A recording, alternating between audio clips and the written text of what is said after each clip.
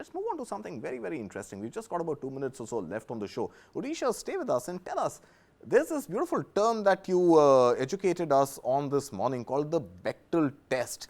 What is the Bechdel test and why is it that Indian films and Indian web series are failing massively at the Bechdel test? Right. So let's start with what is a Bechdel test. So Bechdel test is sort of a litmus test, right? And it's internationally used, where you identify that how the work of fiction, especially our films, are doing in terms of the representation of women.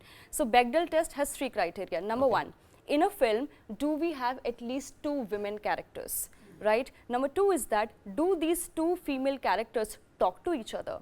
Number 3 is that, when these 2 female characters talk, do they talk about anything other than a man or men?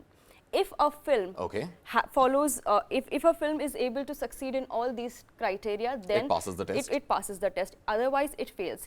So what is the ratio? How many Indian films and web series have passed the test and how many have failed miserably? So the Ormax media has, conducted a report in collaboration with Film Companion and Prime Video. And unfortunately, if we talk about the theatrical films, more than 50% of the films do not pass the Bechdel test.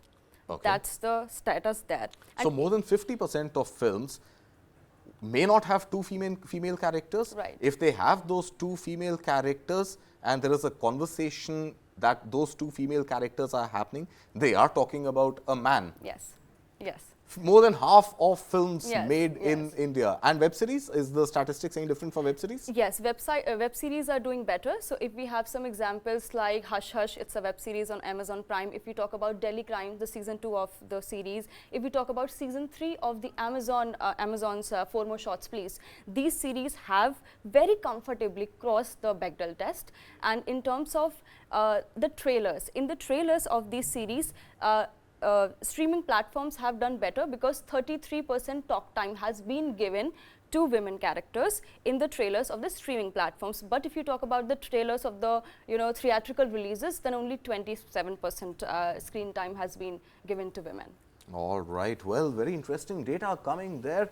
Not good news for Indian films. Definitely not good news for women empowerment that we talk about. We at TV9 Network, of course, have WOW. WOW stands for We Onboard Women. So if you come to our newsrooms, you'll find that we are going to pass the Bechdel test with flying colors. When we are on air as well, I don't think 2 women sitting on air talk only about men. I think we do far more serious stuff than that. But we are in non-fiction, we are into news. But I think some inspiration there, or some sort of a wake-up call there for Indian filmmakers, for Indian OTT web series directors and executive producers, to ensure that the empowerment of women is truly reflected in their films as well.